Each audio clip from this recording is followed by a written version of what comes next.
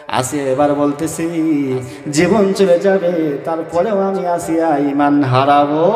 ফিরআউন এবার বলতেছে উজির এইভাবে হবে না, লোহার চিরুনি আছে, লোহার চিরুনি দিয়া আসিয়ার পিঠের চামড়াগুলো টান মেরে খুলে নিয়ে আসো। আসিয়ার পিঠের চামড়া যখন টান মেরে খোলা হলো, পিঠের চামড়াগুলো টান মেরে খোলার সাথে সাথে আসিয়া এবার চিৎকার দিয়ে বলতেছেন মালিক, আমি আসিয়া তোমার জন্য জীবন বিলীন করে দিলাম, তোমার জন্য আসিয়া আমার জীবনটা বিলীন করে দিলাম। আমার উপরে এত জুলুম এত নির্যাতন চালাচ্ছি, রব্বুল আলামিন তুমি আমারে রহম করো, তুমি আমারে হেফাজত করো। কিতাবে লেখা আছে আসিয়ার চামড়াগুলো টেনে ছিঁড়ে ফেলা হচ্ছে, রক্ত দিয়ে প্রবাহমান হয়ে যাচ্ছে। তারপরেও আসিয়া ঈমান বদলাচ্ছে না। ফিরআউন বলে আসিয়া রে এখনো সময় আছে, তুমি আমি ফিরআউনের রব হিসেবে মান, যদি না মানো আমি কিন্তু তোমার জীবনটা আজকে এখানে শেষ করে দেব। আসিয়া বলে আমার জীবন যাবে যাবে তবু আমি আল্লাহর কালিমা ছাড়ব না। সুবহানাল্লাহ বলেন।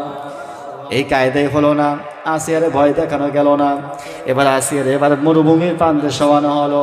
কিতাবে লেখা আছে আসিয়ার হাতের ভিতরে প্যারাক ডাবানো হয়েছে, বাম হাতের ভিতরে প্যারাক ডাবানো হয়েছে, বাম পায়ের ভিতরে প্যারাক ডাবানো হয়েছে, ডান পায়ের ভিতরে প্যারাক ডাবানো হয়েছে।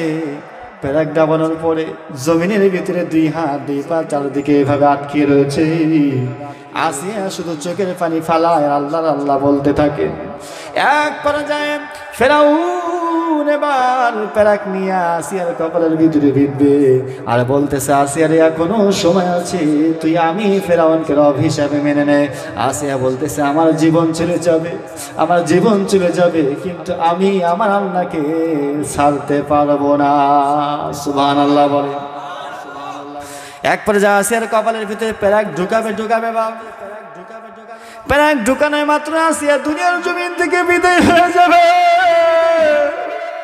আসিয়া এবার আল্লাহ রাব্বুল আলামিনের কাছে ফরিয়াদ জানাই, মালিক আমি আসিয়া তোমার দিনের জন্য তোমার জন্য আমার জীবনটা বিলীন করে দিচ্ছি, তোমার জন্য আমার জীবনটা বিলীন করে দিচ্ছি মালিক। সব ভুলে গিয়েছি, স্বামীকে ভুলে গিয়েছি, আরাম আয়েশ ভুলে গিয়েছি, আমি তোমার প্রতি ঈমান এনেছি রব্বুল আলামিন। আমি কিছুই চাই না, আমি শুধু জান্নাতের ভিতরে একটা ঘর চাই। জোরে বলেন সুবহানাল্লাহ। আমার আল্লাহ রব্বুল আলামিন বলেন তখন ওই সমস্ত বান্দা যখন গুনার দিকে ধাবিত হয়ে যাবে, ওই সমস্ত বান্দার অন্তরের ভিতরে আমি আল্লাহ রব্বুল আলামিন জাহান্নামের ভয় ঢুকিয়ে দেব, যার কারণে বান্দা তার অন্তরটা কম্পন হয়ে যাবে। যদি আমার আপনার অন্তর যদি কম্পন হয়ে যায়, গুনার কাছে গেলে যদি অন্তরটা কম্পন হয়ে যায়, তাহলে নিঃসন্দেহে বুঝবেন আপনার ভিতরে ঈমান রয়েছে। কথা বলেন ঠিক কিনা? এখন আপনি মুসলমান, গুনাহ করতেছেন, ঈমান আছে না নাই বোঝা যাবে। আপনি গুনাহ করার পরে আপনার অন্তরের ভিতরে যদি ধাক্কা না মারে, যদি আপনার অন্তরটা বলে আমি তো মুসলমান ঈমানদার, গুনাহ করতেছি, গুনাহ করার মজার কারণে যদি আল্লাহকে ভুলে যান, আমার আল্লাহ বলেন তোমার ঈমান এখনো সঠিক হয় নাই। আজকে তো আমাদের সমাজের ভিতরে আমরা এমন আছি, 5 ওয়াক্ত নামাজ পড়ি, মসজিদে যাই, হজ করি, যাকাত দেই, দান সদকা সব কিছু করে ফেলি, তারপরেও আমরা গুনাহ ছাড়তে পারি না। আমরা এমন ভাবে গুনাহকে আঁকড়িয়ে ধরেছি, গুনাহ ছাড়ার মতো অভ্যাস আমাদের ভিতরে থাকে না। এই জন্য আমার আল্লাহ তাআলা বলেন বান্দা যদি গুনাহ ছাড়তে না পারো, তোমার কপালে কিন্তু হেদায়েত জুটবে না। নাউজুবিল্লাহ বলেন। তাহলে 1 নম্বর গুণাবলী হলো বান্দার অন্তরের ভিতরে কম্পন শুরু হবে যখন বান্দা গুনাহ করবে। আমি আল্লাহর জিকির যখন শুরু হয়ে যাবে, আমি আল্লাহর বিধান যখন তার সামনে চলে আসবে, তখন বান্দার অন্তরের ভিতরে কম্পন শুরু হয়ে যাবে। যখন কম্পন হয়ে যাবে, আমি আল্লাহ তাআলা তখনই তার ভিতরে ঈমান নামক সম্পদটা দিয়ে দেব। সুবহানাল্লাহ বলেন। এখন আমরা ঈমানের একটা সাবজেক্ট রেখে দিলাম, 1 নম্বর গুণ আমরা রেখে দিলাম। এবার দেখেন আমার আল্লাহ তাআলা কি বলেন। আমার আল্লাহর পরিচয় দিচ্ছেন আমি আল্লাহ কেমন।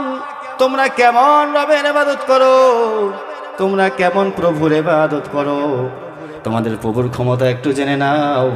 আমার আল্লাহ তাআলা বলেন, হুয়াল্লাহুল্লাযী লা ইলাহা ইল্লাহু আলিমুল গায়বি ওয়াশ শাহাদাতি হুয়ার রাহমানুর রহিম।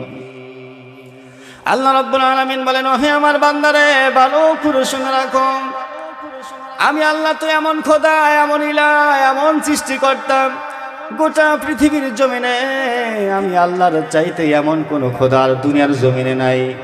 সব খোদা, সব শক্তির অধিকারী হচ্ছে আমি আল্লাহ। আমি আল্লাহর যত ক্ষমতা আছে গোটা পৃথিবীর জমিনে এমন ক্ষমতাশালী আর কেউ হতে পারে না। আমার আল্লাহ বলেন, ইন্নাল্লাহা আলা কুল্লি শাইইন কাদির। আল্লাহু আকবার বলেন। আমার আল্লাহ রাব্বুল আলামিন বলেন, ও আমার বান্দারে, গোটা পৃথিবীর জমিনে, আসমানে জমিনে যত ক্ষমতা আছে সব ক্ষমতার চাইতে আমি আল্লাহ রাব্বুল আলামিনের ক্ষমতা সব চাইতে বেশি। আমি আল্লাহর ক্ষমতার কাছে দুনিয়ার কোনো ক্ষমতার দাম নাই, দুনিয়ার কোনো ক্ষমতার তুচ্ছ তাচ্ছিল্য হয়ে যাবে। আমি আল্লাহর ক্ষমতায় সব। আমি আল্লাহর ক্ষমতা এমন ক্ষমতা যে আল্লাহর ক্ষমতার কাছে সব কিছু ধরাশায়ী হয়ে যাবে, পাকড়াও হয়ে যাবে। আজকে আমরা দুনিয়ার জমিনে ক্ষমতার লোভ দেখাই, ক্ষমতার দিমাগ দেখাই, ক্ষমতার বাহাদুরি দেখাই। আমার যদি টাকা থাকে, আমার যদি পয়সা থাকে, সমাজের ভিতরে যারা দুর্বল মানুষ, জয়ীফ মানুষ, তাদেরকে আমরা কখনো এলাও করি না। সমাজের ভিতরে যারা দুর্বল মানুষ রয়েছে তাদেরকে আমরা গুনার টাইমও দেই না। কথা বলেন ঠিক কিনা? কারণ ওই যে টাকা আছে, মামু আছে, টাকার গরমে এমন ভাব চলে আসে যে ওর পেছনে কি আছে ভবিষ্যতের চিন্তা করে না, আগে কি ছিল এটাও দেখার সময় নাই। এই জন্য আমার আল্লাহ রাব্বুল আলামিন বলতেছেন, বান্দারে, অহংকারটা এমন একটা বিষয়, অহংকারটা এমন একটা জিনিস, আমি আল্লাহ রাব্বুল আলামিন ছাড়া কারো ভিতরে অহংকার মানায় না। কথা বলেন ঠিক কিনা? আল কিবরিয়া উরিদাই, অহংকার হলো অহংকারের চাদর, এটা আমি আল্লাহর জন্যই প্রযোজ্য। আমি আল্লাহ ছাড়া দুনিয়ার কারো কাছে কোনো অহংকার থাকতে পারে? তাহলে এবার আমার আল্লাহ তাআলা বলেন, আমি আল্লাহ তাআলা এক, একক আল্লাহ। আমি আল্লাহ ছাড়া কোনো প্রভু নাই, ইলা নাই। আমি আল্লাহ ছাড়া দুনিয়ার জমিনে কোনো খোদা নাই। যদি আল্লাহ ছাড়া অন্য কাউকে আপনি শরীক করে নেন, খোদা হিসেবে মেনে নেন, আল্লাহর সাথে যদি অন্য কাউকে শরীক করে নেন, আমার আল্লাহ তাআলা বলেন, বান্দারে, গোটা পৃথিবীর জমিনে যত মানব সম্প্রদায় রয়েছে, যত গুনাহ করবে, পাহাড় সম পরিমাণ গুনাহ যদি করে ফেলে, আমি আল্লাহ রাব্বুল আলামিনের কাছে যদি গভীর রজনীতে উঠে বান্দা যদি ক্ষমা চায়, আমি আল্লাহ রাব্বুল আলামিন ওই বান্দার জিন্দেগির তামাম গুনাহগুলো মাফ করে দিয়ে তার গুনাহগুলো নাকি তারা ভরপুর করে দেই। কিন্তু এক প্রকার গুনাহ মাফ করি না, সেটা হলো শিরকের গুনাহ। আমার আল্লাহ রাব্বুল আলামিন বলেন, ইন্নাল্লাহা লা ইয়াগফিরু আন ইউশরাকা বিহি ওয়া ইয়াগফিরু মা দুনা যালিকা লিমান ইয়াশা ওয়া মান ইউশরিক বিল্লাহি ফাকাদ ইফতারা ইসমান আযীমা। আল্লাহ রাব্বুল আলামিন আদম সন্তানকে বলেন, আমার বান্দারে ভালো করে শুনে রাখো, তুমি শয়তানের ধোঁকায় পড়ে নাফরমানি করে গুনাহ করেছো বান্দা, জুলুম করেছো, নির্যাতন করেছো। ও আমার বান্দারে ভালো করে শুনে রাখো, গুনাহ করার কারণে বান্দা তুমি যদি গভীর রজনীতে আমি আল্লাহর দরবারে ক্ষমা চাও, আমি আল্লাহর দরবারে যদি স্যালেন্ডার হয়ে যাও, আমি আল্লাহ তাআলা তোমার জিন্দেগির তামাম গুনাহগুলো মাফ করে দেব। জোরে বলেন সুবহানাল্লাহ। সব গুনাহ মাফ করে দেব, কিন্তু এক প্রকার গুনাহ মাফ করব না, সেটা হলো শিরকের গুনাহ। কারণ ইন্নাশ শিরকা লাযুলমুন আযীম।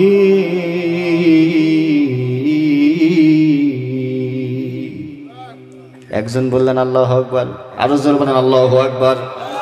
আমার আল্লাহ রাব্বুল আলামিন বলেন, বান্দা, তোমার জিন্দেগির তামাম গুনাহগুলো মাফ করে দেব, কিন্তু বান্দা যদি তুমি শিরক করো, আমি আল্লাহ রব্বুল আলামিন তোমাকে শিরকের গুনাহ কখনোই মাফ করব না, কারণ শিরক হলো সবচাইতে মারাত্মক গুনাহ, বড় জুলুম। বান্দারা যদি শিরক করে আমি আল্লাহ তাআলা কখনোই তাকে ক্ষমা করব না। আমি কিন্তু মূল আলোচনার ভিতরে ঢুকতেছি, খেয়াল করে শুনবেন। তাহলে আল্লাহর সাথে কাউকে শরীক করা যাবে না। মা বোনেরা ভালো করে শোনা রাখবেন। আজকে তো আমরা আল্লাহর সাথে হাজার জিনিসকে শরীক করে নেই, কি বলেন নেই না? আজকে আমরা জায়গায় জায়গায় শিরক করি, জায়গায় জায়গায় আমরা আল্লাহর সাথে বান্দাকে মানুষকে শরীক করে নেই। বলতে পারেন হুজুর কিভাবে শরীক করেন? আমরা তো আল্লাহরই মানি। আমি বলি না না, আমরা আল্লাহর সাথে আরো অন্য মানুষকে আমরা শরীক করে নেই। কিভাবে আমরা নেই একটা উদাহরণ দিলে আপনারা বুঝতে পারবেন। আমার আপনার সমাজের ভিতরে অনেক মানুষ আছে, মা বোনেরা আছে, অনেক ভাই আছে, যুবক ভাইয়েরা আছে, চাকরি হয় না, চাকরির জন্য সকাল সন্ধ্যা অফিসে দৌড়াইতে দৌড়াইতে পায়ের স্যান্ডেলগুলো ক্ষয় হয়ে যায়। এমন পরিস্থিতি আছে না নাই? টাকা দেওয়ার পরেও চাকরি হয় না। আমরা বারংবার দৌড়াইতে থাকি, মা বোনদের সন্তান হয় না, মেয়েকে বিবাহ দিতে পারেন না। এবার আমরা চিন্তা ভাবনা করি, সন্তান হয় না, কিভাবে সন্তান হবে? স্বামী যখন ঘরের ভিতরে আসে, স্বামী গো দীর্ঘদিন হয়ে গেল, 4 বছর 5 বছর বিয়ে হয়ে গেল, এখনো তো আমাদের সন্তান হয় না, আল্লাহ মনে হয় সন্তান দিব না। তাহলে কি করা যায়? চলেন যাই আজমির শরীফে গিয়া একবার সন্তান চাইয়া আসি। আছে না নাই? ভালো নিয়তে যাচ্ছে, বুজুর্গর মাজার শরীফে যাচ্ছে সন্তানের জন্য। খুব খেয়াল করে গভীর মনোযোগ দিয়ে শুনবেন। আমরা ঘরে ঘরে শিরক করে ফেলি। এবার স্বামী স্ত্রী এবার গাড়ি ভাড়া করে আজমির শরীফে গেল, ভালো কাজের জন্য গিয়েছি। আজমির শরীফে যাওয়ার পরে আজমির শরীফের সামনে গিয়ে মিষ্টি যা কিছু আবার নিয়ে গিয়েছে। নিয়ে যাওয়ার পরে এবার বলতেছে, বাবা রে, পীর বাবা বলেন যায় বলেন, আমার 5 বছর ধরে বিয়ে হয়ে গেছে, সন্তান হয় না, আপনি একটু মেহেরবানি করে আমার সন্তানের ব্যবস্থা করে দেন। এটা 1 নাম্বার দল গেল। সরাসরি কি করতেছে? শিরক করতেছে। কথা বলেন, সরাসরি শিরক করা শুরু। সন্তান হয় না, 5 বছর হয়ে গেল। একটা সন্তান যদি দেন, আপনার দরবারে আমরা ছাগল পুরস্কার দেব, গরু পুরস্কার দেব, অমুক জায়গায় এটা দেব সেটা দেব, বলে কি বলে না? এটা তো সরাসরি শিরক বুঝাই গেল। অনেকে যারা বুদ্ধিজীবী আছে, বুদ্ধিমান আছে, তারা বলে হুজুর আমরা তো সরাসরি এইভাবে চাই না, আমরা তো মাজারে যাই, মাজারে গিয়ে তো আমরা কখনোই বলি না বাবা আমাদের সন্তান দাও, বরং মাজারে গিয়ে আমরা আল্লাহর দরবারে চাই যে আল্লাহ তুমি আমাদের সন্তান দাও। কথা বলেন। তাহলে মাজারে গিয়েছি, আপনাদের থেকে আমি উত্তরটা নেব। মাজারে গেলাম, আমরা সেজদা করলাম না, মাজারে গিয়ে আমরা আল্লাহর কাছে সন্তান চাইলাম, এটা কি খারাপ কিছু নাকি? আমরা তো আল্লাহর কাছেই চাইছি নাকি বলেন? মাজারে গিয়েছি, আমরা আল্লাহর কাছে সন্তান চাইছি, এটা তো খারাপ কিছু হওয়ার কথা না। খারাপ কিছু বাবা? এটা কি শিরক হবে? এবার আমি আপনাকে প্রশ্ন করব, বলেন তো দেখি আমার আল্লাহ কত জায়গায় আছেন? বলেন কত জায়গায় আছে আল্লাহ? নাকি শুধু আজমির শরীফে আল্লাহ দাঁড়ায় আছে? আজমির শরীফের গেটে দাঁড়ায় আছে না, যে আজমিরে আসবি তোদের সন্তান দিয়ে দেবে। তাহলে আমার আল্লাহ যদি সব জায়গায় থাকে, আজমিরে যাওয়া লাগবে কেন? বুঝলাম আপনার নিয়ত ভালো, আপনি আজমির শরীফে গিয়ে সন্তান চাওয়ার জন্য যান না, আপনি সন্তানটা আল্লাহর কাছে চান। তাহলে আপনি আল্লাহর কাছে যদি চেয়ে থাকেন, আজমির শরীফে কেন যাবেন? আপনি সন্তানটা আপনার ঘরের মধ্যে যায় নামাজে বসে চাইতে পারেন। কথা বলেন ঠিক কিনা? বুদ্ধিজীবীদের কথা বলতেছি, যারা বিভিন্ন রকমের দলিল দিয়ে বলেন আজমির শরীফে গেলেই কি হবে, আমরা তো তার কাছে চাই না, আল্লাহর কাছে চাই। আমি বলবো, যদি আপনি আল্লাহর কাছে চেয়ে যান, তাহলে আজমির শরীফে যাওয়ার কোনো প্রয়োজন নাই। যাই নামাজটা বিছাইয়া আপনার ঘরের মধ্যে শেষ রাতে 2 রাকাত তাহাজ্জুদ নামাজ পড়ে কান্নাকাটি করেন, চোখের পানি ফালান, দেখবেন আমার আল্লাহ তাআলা আপনার মেয়ের বিয়ের ব্যবস্থা করে দিবেন, সন্তানের ব্যবস্থা করে দিবেন। কথা বলেন ঠিক কিনা? তাহলে ওখানে যাওয়ার মানে বোঝা গেল আপনি আল্লাহকে মানেন আর অর্ধেক মানেন না। আল্লাহকে রব হিসাবে মেনে নেন, কিন্তু আল্লাহর ক্ষমতাকে আপনি মেনে নেন। যদি আল্লাহর ক্ষমতাকে আপনারা মেনে নিতেন, আজকে আমার আলোচনা এমনি কঠিন আলোচনা, তারপরে কঠিন কথা হচ্ছে, একটু খেয়াল করে শুনতে হবে।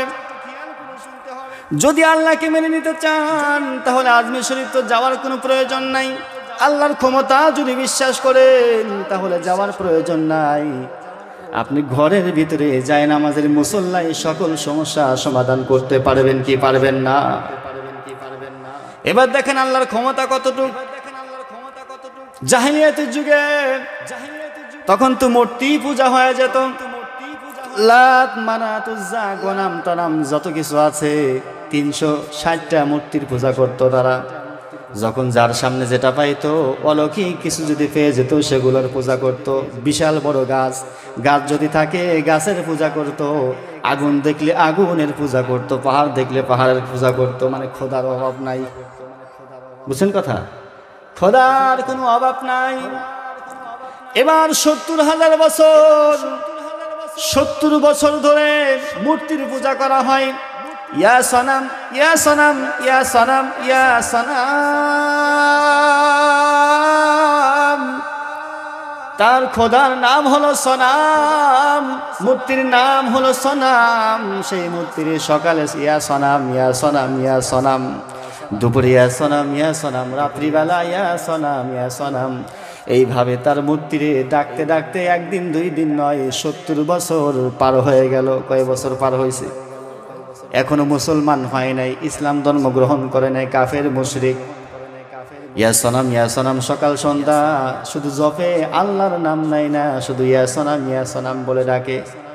70 বছর পরে ওই বান্দার মুখ দিয়া ভুলবশত ভাবে ইয়া সনামের জায়গায় ইয়া সমাত, আল্লাহু আকবার বলেন।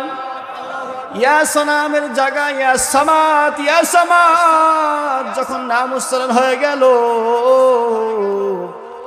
আমার আল্লাহ রাব্বুল আলামিন লাব্বাইক ইয়া আবদি, লাব্বাইক ইয়া আবদি বলে সাড়া দিয়েছেন। জোরে বলেন সুবহানাল্লাহ। কয় বছর ডাকছে?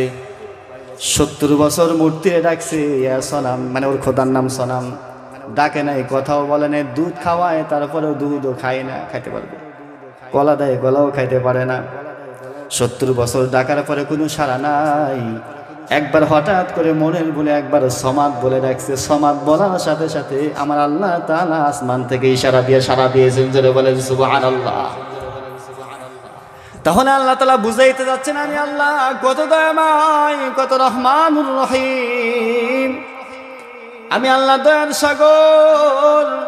আমি আল্লাহকে যদি বান্দা একবার মন থেকে ডাকে, আমি আল্লাহ রাব্বুল আলামিন ওই বান্দার ডাকে সাড়া না দিয়ে কখনোই পারি না। জোরে বলেন সুবহানাল্লাহ। আমার আল্লাহ রাব্বুল আলামিনকে যখন ডাকলো ইয়া সামাদ, ইয়া সামাদ বলে যখন ডাকলো, এবার ওই বেচারা হতবাক হয়ে গেল। কি ব্যাপার? ভুল বশতভাবে সনামের জায়গায় সমাদ বললাম, আর আমার সমাদ বলার সাথে সাথে লাব্বাইক বললো, আমার ডাকে সাড়া দিয়ে দিল। ঘটনা কি, বিপদটা বুঝলাম না। পাদ্রীর কাছে গিয়েছে, কি ব্যাপার, এই ঘটনা হয়ে গেল, কি ব্যাপার, কি ব্যাপার বুঝলাম না। পাদ্রী বলতেছে, তুমি কি জানো সমাদ কেটা? সমাদ কার নাম তুমি কি জানো? ওই মুশরিক বলতেছে, না না আমি জানি না সমাদ কে, তাও তো জানি না। বলে সমাদ এমন একজন সত্তার নাম, এমন একজন সত্তার নাম, সৃষ্টিকর্তার নাম, যেই সৃষ্টিকর্তা গোটা পৃথিবীর জমিন সৃষ্টি করেছে, কুল মাখলুকাত কায়নাত সব কিছুই সৃষ্টি করেছে, আসমান জমিন নবমণ্ডল ভূমণ্ডল সব কিছুই সৃষ্টি করেছে। সেই সৃষ্টিকর্তার নাম হলো সমাদ। তাকে যখন তুমি দেখেছো, তোমার ডাকের সাথে সাথে সাড়া দিয়েছে। সাথে সাথে এই কথা যখন শুনলো, শোনার পরে ওই ব্যক্তি এবার সেজদায় পড়ত অবস্থায় পড়ে গেল, আর সে কালিমা গ্রহণ করে নিল, লা ইলাহা ইল্লাল্লাহু মুহাম্মাদুর রাসূলুল্লাহ সাল্লাল্লাহু। তাহলে বোঝেন আল্লাহ তাআলা বান্দার প্রতি সাড়া দেয় কি দেয় না? এই সূরার ভিতরে তো আল্লাহ এটাই বুঝাইতে যাচ্ছেন, আমি আল্লাহকে এক মানতে হবে, একক খোদা মানতে হবে। আমি আল্লাহর সাথে কাউকে শরীক করা যাবে না। আমি আল্লাহর সাথে যদি বান্দা কাউকে শরীক করে নাও, তাহলে আমি আল্লাহ তাআলা কখনোই তোমার ডাকে সাড়া দেব না। বান্দা 70 বছর সমাদ বলে নাই, সনাম বলেছে, আল্লাহ ডাকে সাড়া দেয় নাই, কিন্তু একবার সমাদ বলার কারণে আল্লাহ তাআলা ডাকে সাড়া দিয়েছেন। আমার আল্লাহ রাব্বুল আলামিন বলেন, আমার বান্দারে গভীর রাতে যখন বান্দা যায় নামাজে দাঁড়িয়ে যাবে, যায় নামাজে দাঁড়ানোর পরে যখন বান্দারা 2 রাকাত নামাজ পড়ে নেবে, 2 রাকাত নামাজ পড়ার পরে বান্দারা যখন আমি আল্লাহর দরবারে দুই হাত তুলে চোখের পানি ফেলাবে, দুই হাত তুলে চোখের পানি ফেলানোর সাথে সাথে আমি আল্লাহ তাআলা বান্দার চোখের পানি জমিনে পড়ার আগে বান্দার জিন্দগির তামাম গুনাহগুলো মাফ করে দে। আল্লাহ তাআলা এই আয়াতে এটাই বলতেছেন, ইন্নাল্লাহা লা ইয়াগফিরু আন ইউশরাকা বিহি ওয়া ইয়াগফিরু মা দুনা যালিকা লিমান ইয়াশা। বান্দারে সব গুনাহ করবি, আমি আল্লাহ তাআলা মাফ করে দেব, কিন্তু শিরক করিস না, আমি আল্লাহর সাথে কাউকে শরীক করিস না, কারণ আমি আল্লাহ তাআলা শিরক কখনো পছন্দ করি না। শিরক করবি রে বান্দা, আমি আল্লাহ তোরে কখনো ক্ষমা করব না। শিরক কি আমরা করব? এই যুবক কই যায়, এই কই যায়, বসো বসো বসো। যুবকরা যদি ওঠে তাহলে হবে কোন দিন? যুবকদের অস্ত করবো একটু পরে। এই সমস্যা তো আজকে গোটা পৃথিবীর জন্য। আজকে আমরা কোরআনের কথা ভালো লাগে না, নাকি বলেন? তিক্ত লাগে। হ্যাঁ, কোরআনের কথা যদি ভালো না লাগে ইসলাম কায়েম করবেন কিভাবে? যদি এই জায়গায় কনসার্ট দিত, ধুমধারাক্কা ফাইটে যায়, সিরে যায়, লবণ লাগানোর জায়গা নেই যদি করতো, যুবকরে ফেলে সারা যেত না, নাকি বলেন? কথা বলেন ঠিক কিনা? মনে হয় এই হাসানপুর কি রে, সাহেবরামপুর যুবকরা তো আসতোই। যে সমস্ত বোনদের পেটে বাচ্চা আছে 10 মাসে হামেলা, তারাও দৌড় ফেলে চলে আসতো। কথা বলেন ঠিক কিনা? তাহলে মুসলমানদের লাঞ্ছিত করবে না কেন? আজকে গোটা পৃথিবীর জমিনে মুসলমানরা লাঞ্ছিত অপমানিত কেন হচ্ছে জানেন? এটা আমাদের কারণ। আমাদের ভিতরে মিল নাই, মহব্বত নাই, মুসলমান ভাই ভাই দ্বন্দ্ব। এক মুসলমান আর এক মুসলমানদেরকে দেখতে পারে না, এক মুসলমান আর এক মুসলমানের ঠেলাঠেলি কিলাকিলি সব মুসলমানের ভিতরে। প্রায় জায়গায় এই কথাটা বলি, এটাই বাস্তবতা। আমার আল্লাহ রাব্বুল আলামিন বলেন, যখন তোমরা পরস্পরের ভিতরে মিল মহব্বত না হবে, আমার নবী বিশ্ব নবী বিদায় হজের ভিতরে বলে গিয়েছেন, আমার উম্মতের দল তোমরা ভালো করে শুনে নাও, যতক্ষণ পর্যন্ত তোমরা মুসলমান হাতের আঙ্গুল দিয়ে দেখিয়ে দিয়েছেন এইভাবে ঐক্যবদ্ধ হয়ে থাকবে, যতক্ষণ পর্যন্ত তোমরা ঐক্যবদ্ধ হয়ে থাকবে, গোটা পৃথিবীর কোনো শত্রু নাই মুসলমানদের ভিতরে ফাটল সৃষ্টি করা, মুসলমানদেরকে জুলুম নির্যাতন করার কোনো অপশন নাই, কোনো পরিটেকনিক থাকবে না। আর যখন মুসলমান সিটে বিসিটে থাকবে, ছিন্ন বিচ্ছিন্ন হয়ে যাবে, ভাই ভাই মিল থাকবে না, পরস্পরের ভিতরে আন্তরিকতা থাকবে না, মুসলমানের ভিতরে মিল মহব্বত থাকবে না, তখন কাফের বেঈমানগুলো মুসলমানদের উপরে জুলুম নির্যাতন ইসলাম চালিয়ে দিবে। কথা বলেন ঠিক কিনা?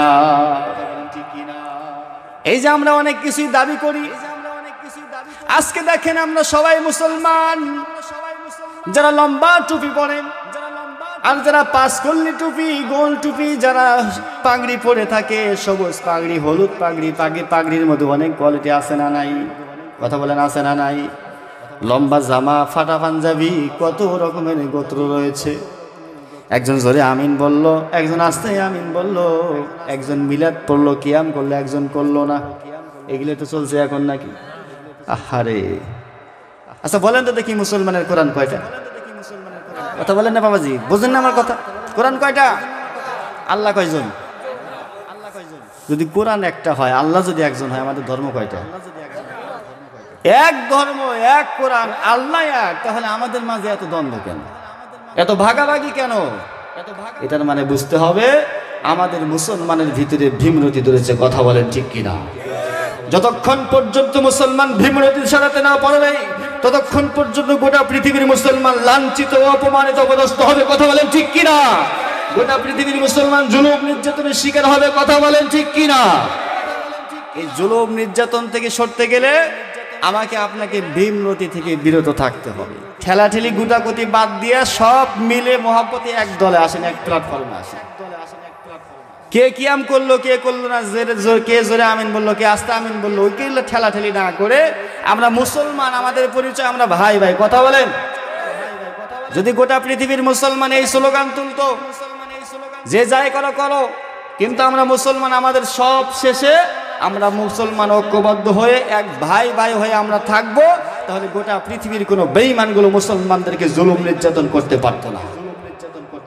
আজকে বাইতুল মুকাদ্দাস মুসলমানদের হাতে নাই, আছে কেন? এই যে মুসলমান মিল নাই। ওইদিকে ইসরায়েলে মুসলমানদের উপর জুলুম করছে, পাখির মতো গুলি করতেছে। আর সৌদি আরব ওদেরকে সহযোগিতা করতেছে। ভুল বললাম? সৌদি আরব মুসলিম রাষ্ট্র, ও কেন ফিলিস্তিনের বিরুদ্ধে চলবে? আমেরিকার কি কথা দেয়, ঠিক আছে তোমার যা লাগে আমি দিয়ে দিচ্ছি, তলে তলে সবকিছুই মাস্তাতো ভাই, তাহলে মুনাফেক না? এই মুসলমান মুনাফেকের কারণেই তো আল্লাহ রাসূল সাল্লাল্লাহু আলাইহি ওয়াসাল্লাম জায়গায় জায়গায় মার খেয়েছে।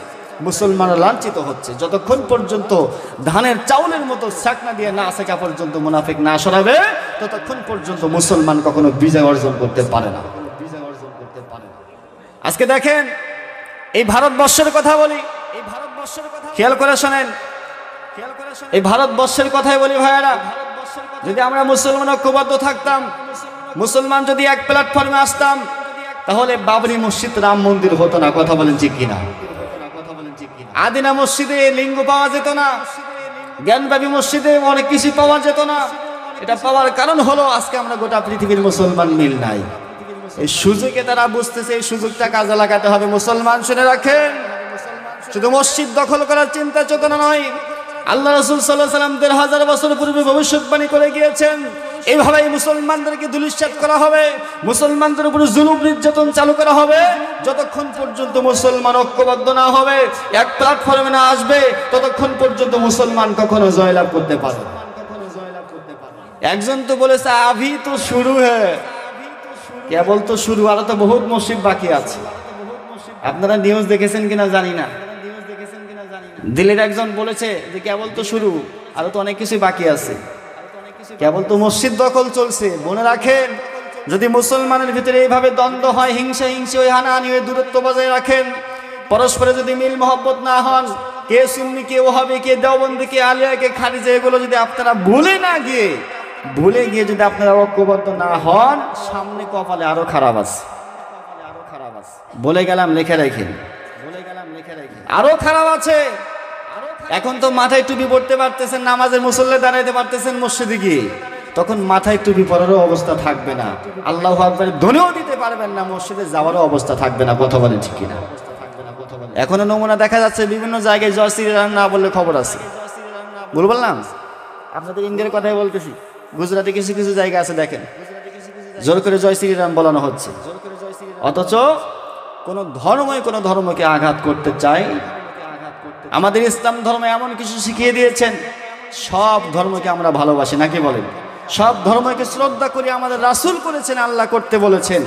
সুতরাং কারোর সাথে আমাদের কোনো বিরোধ নেই, আমাদের কোনো দ্বন্দ্ব নেই। আমরা আল্লাহকে ভালোবাসি, আল্লাহকে মানি। যদি কেউ আল্লাহকে মানে থ্যাংক ইউ, আল্লাহকে না মানলে তার কবর তার কাছে, নাকি বলেন? কিন্তু এটা অনেক শকুনের দল চাচ্ছে না যে হিন্দু মুসলমানের ভিতরে একটা আন্তরিকতা, বন্ধুত্ব ভাব স্থাপন থাকুক। আজকে ভারতের ভিতরে হিন্দু বসবাস করে, মুসলমানও বসবাস করে, তাদের ভিতরে যে মিল মোহাব্বত, আলহামদুলিল্লাহ, এত মিল মোহাব্বত তাদের কাছে সহ্য হয় না, যার কারণে উস্কায়া দিয়া হিন্দু মুসলমানের ভিতরে একটা দাঙ্গা বাঁধানোর কল্পনা করে। কথা বলেন ঠিক কিনা? এটা আমাদের বুঝতে হবে মুসলমান। এই জন্য বলে যাই, যতক্ষণ পর্যন্ত আমরা ঐক্যবদ্ধ না হব, ততক্ষণ পর্যন্ত মুসলমান কখনো বিজয় লাভ করতে পারবে? কখনোই পারবে না। আপনি যত গলা ফাটান, যত ওয়াজ করেন, কোনো লাভ হবে না। সবকিছুর মূলমাল আমাদের ঐক্যবদ্ধ হতে হবে। তাই আসুন আমরা ভুলে গিয়ে কিসের আলিয়া, কিসের খালিয়া, কিসের কওমি, কিসের দেওবন্দি, কিসের সুন্নি, সব ভুলে গিয়ে আমরা মুসলমানের দাবি রেখে মুসলমান হয়ে এক প্ল্যাটফর্মে এসে তাকবীরের ধ্বনিতে আমরা মাঠে ময়দানে নেমে যাবো ইনশাআল্লাহ। তখনই দেখবেন আল্লাহ তাআলা আমাদের বিজয় দিয়ে দেবেন।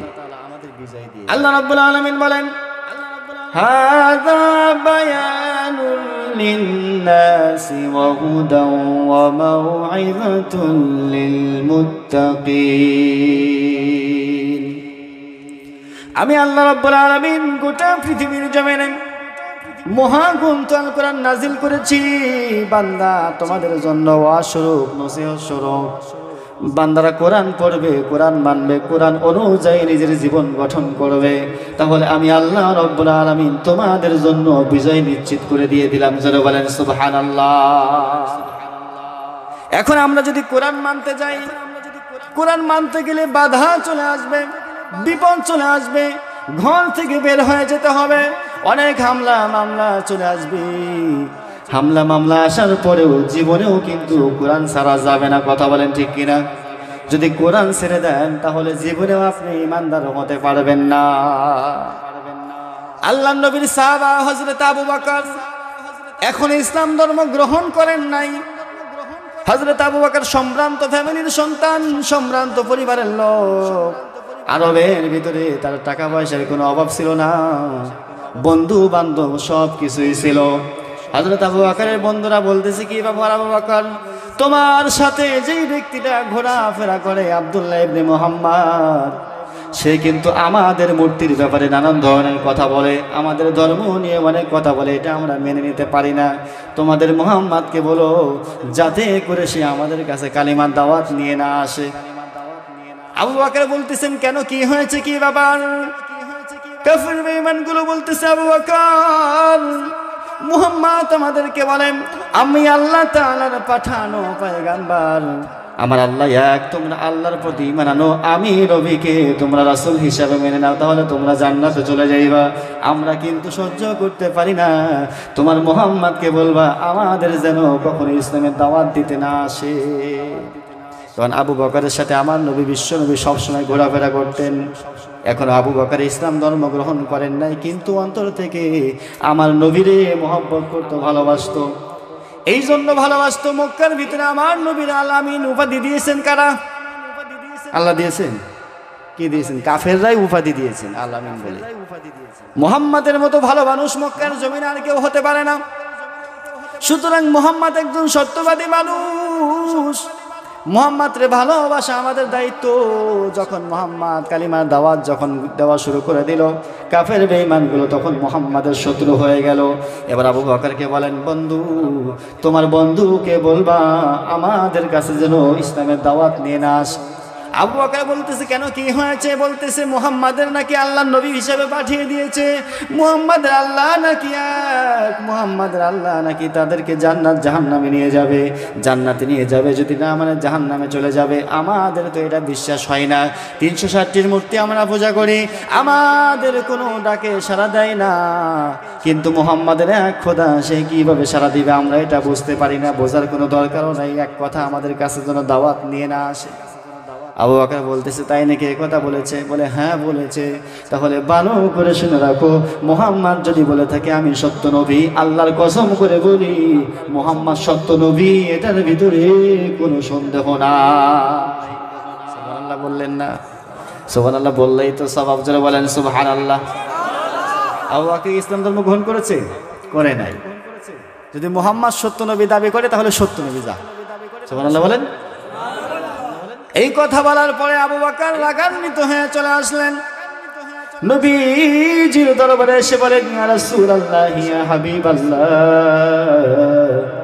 আজকে কি মক্কার জমিনে গিয়েছিলেন, যুবকদের কাছে কি দাওয়াত দিয়েছিলেন? বলে, কেন, কি বলেছে? বলে, যুবকরা বলতেছে আপনি তাদের কাছে দাওয়াত দিতে যাবেন না, গেলেই আপনাকে মারবে। ইয়া রাসূলুল্লাহ, ইয়া হাবিবাল্লাহ, আপনাকে একটা কথা বলতে চাই, আমি আপনাকে মানি, ভালোবাসি, স্নেহ করি, শ্রদ্ধা করি, আমি শুধু আপনার কাছে জানতে চাই আপনি আসলে নবী কি নবী না? আমার নবী বিশ্ব নবী। বলেন, কেন আবু বকর, তোমার কি সন্দেহ হয়? আবু বকর বলতেছেন, ইয়া রাসূলুল্লাহ, না না না, সন্দেহ হয় না, আমি আপনার কথা বিশ্বাস করি, আপনার ভালোবাসি, মন থেকে ভালোবাসি, কোনো রকমের সন্দেহ নাই, আপনি নবী বললেও নবী, আমি আবু বকর বিশ্বাস করে নিয়েছি। তবে আমার যদি আপনি একটু দলিল দেন, দলিল নিয়ে আমি কাফের বেঈমানদের সাথে লড়বো, তাদের দাঁত ভাঙ্গা জবাব দেবো। ইয়া রাসূলুল্লাহ, আপনি যদি দলিল থাকে আমার কাছে একটু দলিলটা দিয়ে দেন। সুবহানাল্লাহ বলেন। আমার নবী বলেন, আবু বকর, দলিল দরকার? কি দলিল দরকার বলো তো দেখি। বলে, দেন, একটা দলিল দেন, আমি যেন ওদের দাঁত ভাঙ্গা জবাব দিতে পারি আপনি যে সত্য নবী। আমার নবী বলেন, আবু বকর, তোমার কি মনে পড়ে কয়েক বছর আগে তুমি যখন শামের ভিতরে যখন ব্যবসার উদ্দেশ্যে যাইতা, রাস্তা যখন যাইতা, মুসাফির কামরায়, রাস্তার ধারে যখন যেই কামরাগুলো আছে মুসাফির কামরা, এখন তো পাওয়া যায় না, আগে ছিল, ওই মুসাফির কামরায় যখন রেস্টের জন্য ঘুমিয়েছিলা, ঘুমানোর মধ্যে হঠাৎ করে একটা চন্দ্র চলে আসলো, ওই চন্দ্রটা তোমার সামনে টুকরো টুকরো হয়ে মক্কা জমিনের সকল ঘরের ভিতরে পৌঁছায় গেল, আর বড় একটা টুকরো তুমি আবু বকরের ঘরের মধ্যে পৌঁছায় গেল। আবু বকর হতভম্ব হয়ে গেছেন, কি ব্যাপার ইয়া রাসূলুল্লাহ, আমি যে স্বপ্ন দেখেছি এটা স্বপ্নের কথা তো কাউকে আমি আজ পর্যন্ত বলি নাই, আমার মা বাবারেও বলি নাই, আপনারেও বলি নাই, আপনি কিভাবে জানলেন? সুবহানাল্লাহ বলেন। আমার নবী বিশ্ব নবী বলেন, আবু বকর এটাই তো নবুয়তের দলিল। সুবহানাল্লাহ।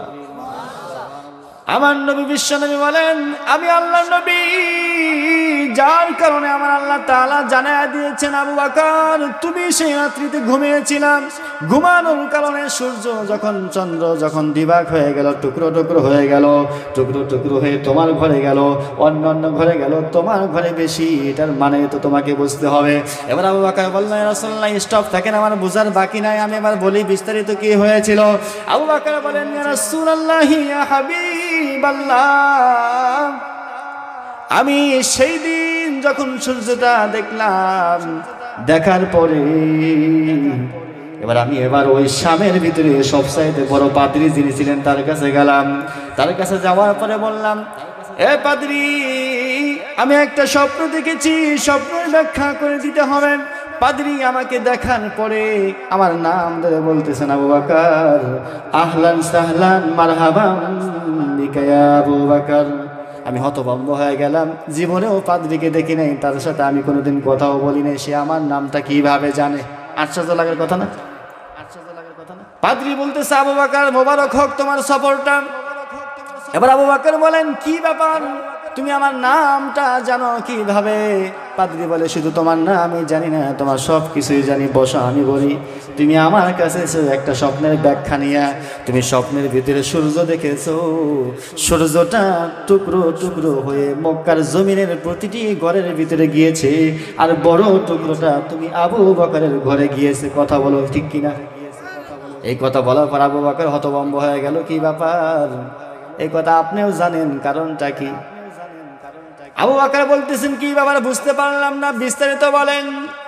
পাদ্রী বলতেছে, আবু বকর, ওই যে টুকরো টুকরো হয়ে চাঁদ বিভিন্ন ঘরে ঢুকে গিয়েছে, এটার কারণ হলো আমার আল্লাহ রাব্বুল আলামিন মক্কার প্রতিটি ঘরে ঘরে আমি যে নবী পাঠাবো, আখিরি জামানার পয়গাম্বার, তার নূরের আলোটা প্রতিটি ঘরে ঘরে ঢুকে সবাই ইসলাম ধর্ম গ্রহণ করবে। জোরে বলেন সুবহানাল্লাহ।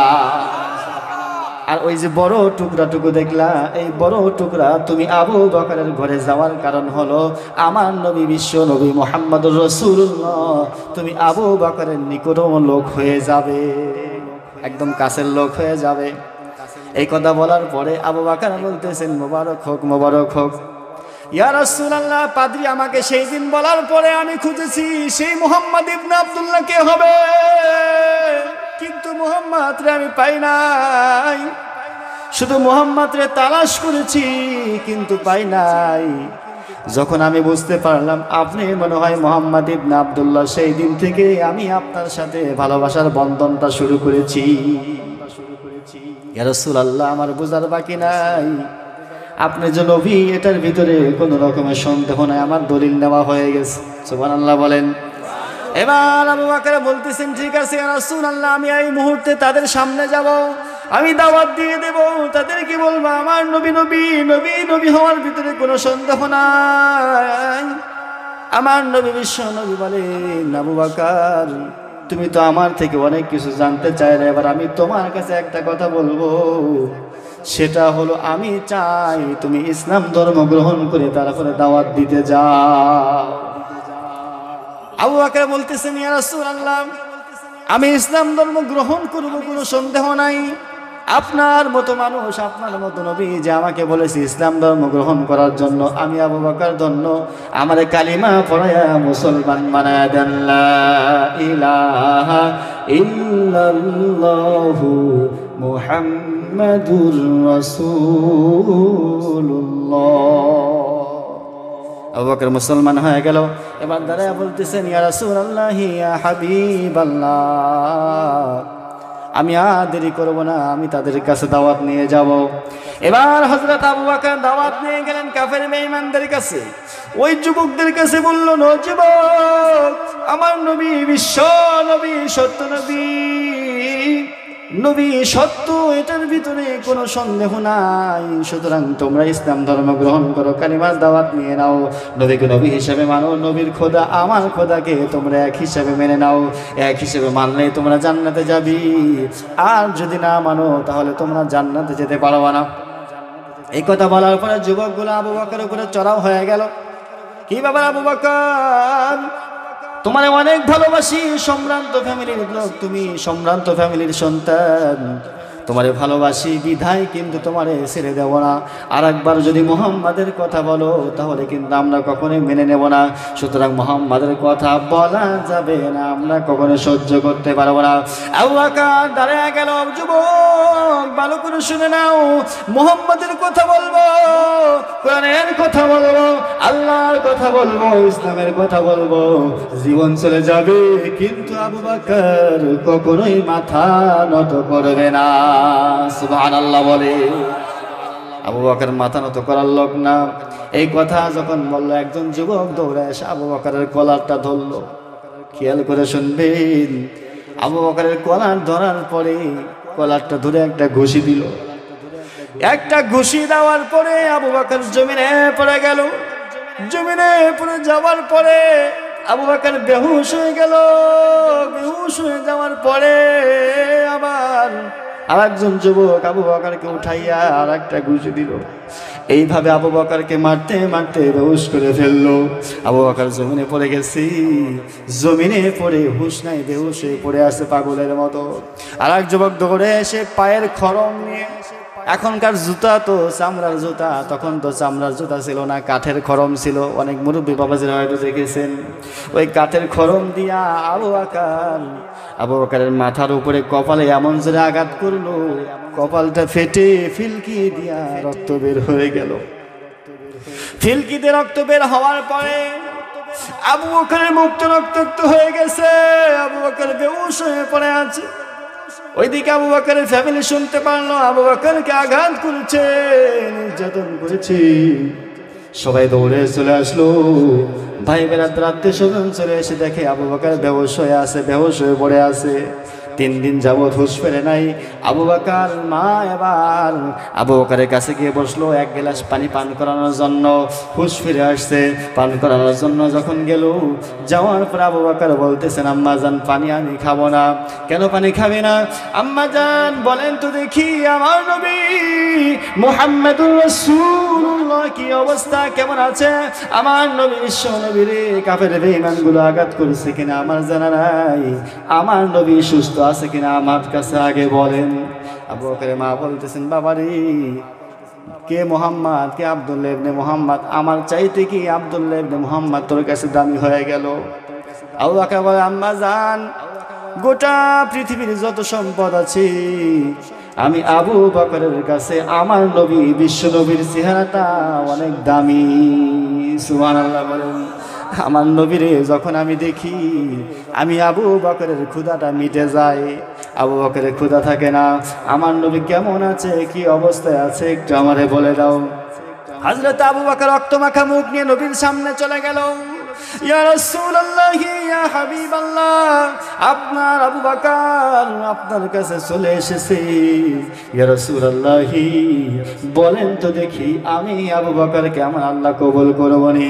আল্লাহ নবী বিশ্ব নবী চোখের পানি ফেলে বলতেছেন, আবু বকর, আমার আল্লাহ রাব্বুল আলামিন তুমি আবু বকরকে দুনিয়ার জমিনে জান্নাতের সার্টিফিকেট দিয়েছেন। যারা বলেন সুবহানাল্লাহ। দুনিয়ার জমিনে তোমার আল্লাহ তাআলা জান্নাতের সার্টিফিকেট দিয়েছেন। শুধু তোমারই নয়, যারা আমি নবীরে ভালোবাসবে, জীবন দিবে, কোরআনের জন্য জীবন দিবে, ইসলামের জন্য জীবন দিবে, আমার আল্লাহ তাআলা ওই সমস্ত বান্দা বান্দীদেরকে ভালোবাসবে। কোরআনের জন্য জীবন দিতে আমরা রাজি আছি না নাই? কথা বলেন, আছি না নাই? মুখে আছি কিন্তু অন্তরে নয়। যদি অন্তরে থাকি, বলেন তো দেখি, আল্লাহর বিধান মানা দরকার আছে না নাই? এখন আমরা মুসলমান, ভালো করে শুনে রাখেন, আল্লাহ তাআলার কি গুণ বর্ণনা করেছেন। আল্লাহকে যদি পেতে হয় তাহলে আল্লাহর ইবাদত বন্দেগী করতে হবে। আমার আল্লাহ তাআলা যা আদেশ করেছেন সেটা মানতে হবে, আল্লাহ যা নিষেধ করেছেন সেটা আমাদেরকে ছেড়ে দিতে হবে। আমার আল্লাহ রাব্বুল আলামিন বলতেছেন, ইয়া আইয়ুহাল্লাযীনা আমানু তাকুল্লাহা ওয়া যারু মা বাকিয়া মিনার রিবা ইন কুনতুম মুমিনিন। জোরে বলেন আল্লাহু আকবার, আর জোরে বলেন আল্লাহু আকবার। আমার আল্লাহ রাব্বুল আলামিন বান্দাদেরকে বলেন, ও আমার বান্দারে, ইয়া আইয়ুহাল্লাযীনা আমানু তাকুল্লাহ, ও আমার বান্দারে, তোমরা যদি আমি আল্লাহকে ভয় করো, আমি আল্লাহ রাব্বুল আলামিনকে যদি তোমরা ভয় করো, তাহলে তোমরা ঈমানদার হতে পারবা। যদি আমি আল্লাহকে ভয় করলে ঈমানদার হয়ে যাইবা। ওয়াযারু মা বাকিয়া মিনার রিবা ইন কুনতুম মুমিনিন, যদি তোমরা ঈমানদার হও, নিজেকে যদি ঈমানদার হিসেবে দাবি করো, তাহলে সুদ ছেড়ে দিতে হবে। কি ছেড়ে দিতে হবে? এখন সুদ খাইলাম, ঘুষ খাইলাম, নামাজে দাঁড়াইলাম, বলেন তো দেখি নামাজ কবুল হবে কিনা? হবে? এই ধরনের মুসল্লি তো আমাদের সমাজে অভাব আছে নাকি? অভাব আপনাদের এদিকে না, আমাদের বাংলাদেশের কথা বলতেছি না, ইন্ডিয়াতে সুদ খায় না? আছে। সুদ খাইতে খাইতে এমন পরিস্থিতি পেটের সামনে চলে গেছে, কথা বলেন ঠিক কিনা? চুলকানোর জন্য হাত এমনে দেয় না, এমনে এমনে চুলকাইতে হয়। আমার আল্লাহ রাব্বুল আলামিন বলেন, ও আমার বান্দারে, যদি সুদ খেয়ে থাকো তাহলে তোমাদেরকে আমি আল্লাহ আযাব দিয়ে দেবো, গজব দেবো। কি আযাব? আমার নবী বিশ্ব নবী বলেন, যারা সুদ খাবে তাদের আল্লাহ তাআলা 70টি আযাব দিয়ে দেবে। কয়টি? কোন কোন কিতাবে আছে 73টি। এক নাম্বার হলো সব চাইতে কম গুনাহ, যেটা সব চাইতে কম। 73টি গুনাহ হবে, 73 গুনার ভিতরে সবচাইতে কম গুনাহ সেটা হলো নিজের মায়ের সাথে জিনা করা। নাউজুবিল্লাহ বলেন না অনেকে? আচ্ছা, যদি বলি এখানে কে আছেন মায়ের সাথে জিনা করেছেন, পাওয়া যাবে? কি বলেন, পাওয়া যাবে? কোনো মুসলমান মনে হয় পাওয়া যাবে না। আর যদি বলি সুদ কে কে খাইছেন, পাওয়া যাবে? এখন হাত তুলবে না, সব বুজুর্গ এখন, নাকি বলেন? এখন কেউ সুদ খায় না। আমার নবী বিশ্ব নবী বলেন, যদি কেউ সুদ খায় তাহলে সর্বনিম্ন গুনাহ হলো মায়ের সাথে জিনা করা। নাউজুবিল্লাহ বলেন। আর যদি ওই বান্দা সুদ যদি না ছাড়ে, আমার আল্লাহ তাআলা বলেন, ফাইল্লাম তাফআলু ফাযানু বিহারবিম মিনাল্লাহি ওয়া রাসূলিহি। বান্দা যদি সুদ ছাড়ে না, সুদ যদি খায়, সুদ যদি না ছাড়ে, সুদের গুনাহ কেমন মারাত্মক গুনাহ। মায়ের সামনে জিনা করলো, এটা সবচাইতে নিম্ন গুনাহ, মায়ের সাথে জিনা করা। আর সর্বস্তরের গুনাহ হলো আমি আল্লাহ এবং রাসূলের সাথে যুদ্ধ ঘোষণা করা। নাউজুবিল্লাহ বলেন। তাহলে আমরা প্রথমের আয়াতে আমরা কালিমা গ্রহণ করেছি, কিন্তু আল্লাহকে বিশ্বাস করি নাকি বলেন? এখানে যারা বসে আছি, মাইকের আওয়াজ যত দূর যায়, মুসলমান কিন্তু আল্লাহকে বিশ্বাস করে নাকি বলেন? মুসলমান আল্লাহকে বিশ্বাস করে আমরা আল্লাহর প্রতি ঈমান এনেছি। এখন আমরা বলেছি আমানতু বিল্লাহ, আল্লাহর প্রতি ঈমান আনলাম। আল্লাহ গো, তোমারে মানি, তোমারে ভয় করি, তোমারে ভয় করি, আমরা ঈমানদার। 5 ওয়াক্ত নামাজ পড়লাম মসজিদের সামনের কাতারে, নামাজ পড়লাম, হজ করলাম, যাকাত দিলাম, রোজা রাখলাম, তাসবিহ তাহলিল সব কিছুই করলাম, কিন্তু সুযোগে সুদটা ছেড়ে দিলাম না। বলেন তো দেখি, নামাজ রোজা কবুল হবে না? কেন কবুল হবে না? কারণ আল্লাহ তাআলা তো বলেন, যে সুদ খাইলো সে সরাসরি আমি আল্লাহর সাথে কি করলো? যুদ্ধ ঘোষণা করে দিল, রাসূলের সাথে যুদ্ধ ঘোষণা করলো। এখন আমি আপনাদেরকে বলবো, বলেন তো দেখি, মক্কার জমিনে রাসূলের সাথে যুদ্ধ করেছে মুসলমান নাকি কাফের? বুঝেন না আমার কথা? কে যুদ্ধ করেছে? আবু জেহেল, উতবা, সাইবা, ওয়ালিদ বিন মুগিরা নাকি আবু লাহাব? এখন আল্লাহ রাসূলের সাথে যুদ্ধ করেছে আবু জেহেল। আল্লাহ বলেন, রাসূলের সাথে যুদ্ধ ঘোষণা করা, যারা সুদ খাবে তারা রাসূলের সাথে যুদ্ধ করলো। এখন বলেন তো দেখি, আবু জেহেল সরাসরি যুদ্ধ করেছে রাসূলের সাথে, আপনি সুদ খেয়ে রাসূলের সাথে যুদ্ধ করলেন। এখন বলেন তো দেখি, আপনার মধ্যে আর আবু জেহেলের মধ্যে পার্থক্য আসেনি? আছে? আমার কথা কি বোঝা যায়?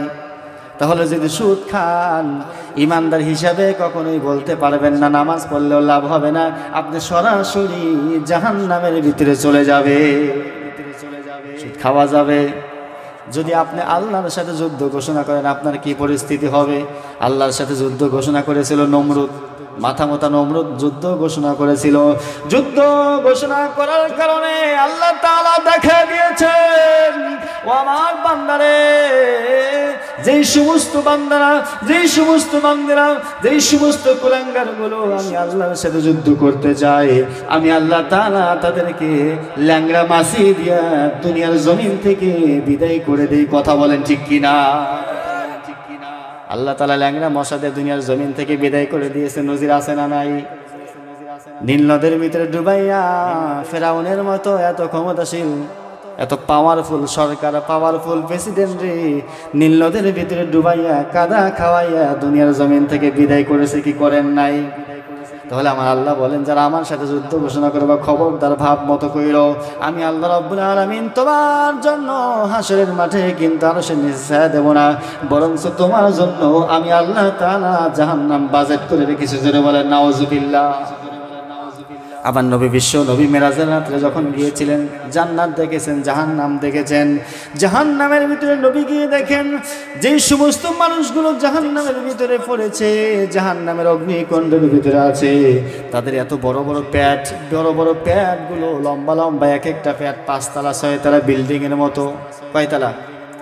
5 তলা 6 তলা বিল্ডিং এর মতো তাদের প্যাট রয়েছে। এই 5 তলা 6 তলা বিল্ডিং এর মতো প্যাট থাকার কারণে আমার নবী দেখতে পারতেছেন তাদের পেটের ভিতরে বড় বড় অজগর সাপগুলো ঘুরতেছে আর তাকে দংশন করতেছে, কামড়াইতেছে। নাউজুবিল্লাহ বলেন। নবীজি বললেন, জিবরিল আমিন, এই সমস্ত লোকেরা কারা? আমার নবী বিশ্ব নবী বললেন, এরাই হলো দুনিয়ার জমিনে সুদখোর, ঘুষখোর, যার কারণে সুদের টাকা খেয়েছে। এই সুদের টাকাগুলো সাপ হয়ে তাদেরকে কিয়ামত পর্যন্ত দংশন করতে থাকবে। আল্লাহর নবী বলেন, আকিলুর রিবা ওয়া মুকিলাহু ওয়া কাতিবাহু ওয়া শাহিদাইহি ওয়া ক্বালাহুম সাওয়া। নবীজি বলেন, যারা সুদ খাবে, সুদ দিবে, সুদ নিবে, সুদের ব্যাপারে যারা সাক্ষী দিবে, সুদের ব্যাপারে যারা লিপিবদ্ধ করবে, সবাই একই গুনার অধিকারী হবে। আপনি সুদ খাইলেন, এবং সুদ দিলেন, দুজনের একই গুনাহ হবে। এবং আপনি সাক্ষী দিলেন, দেওয়ারে টাকা দাও, ব্যাংকে থেকে লোন নেবে, একজনের সাইন ছাড়া কিন্তু লোন দেয় না। লোন দেয়? এখন আপনি তাকে সাইন দিলেন, তাকে সাইন করলেন, ঠিক আছে আমি সাক্ষী আছি, তাকে দিয়ে দাও, আপনি একই গুনাহগার হবেন।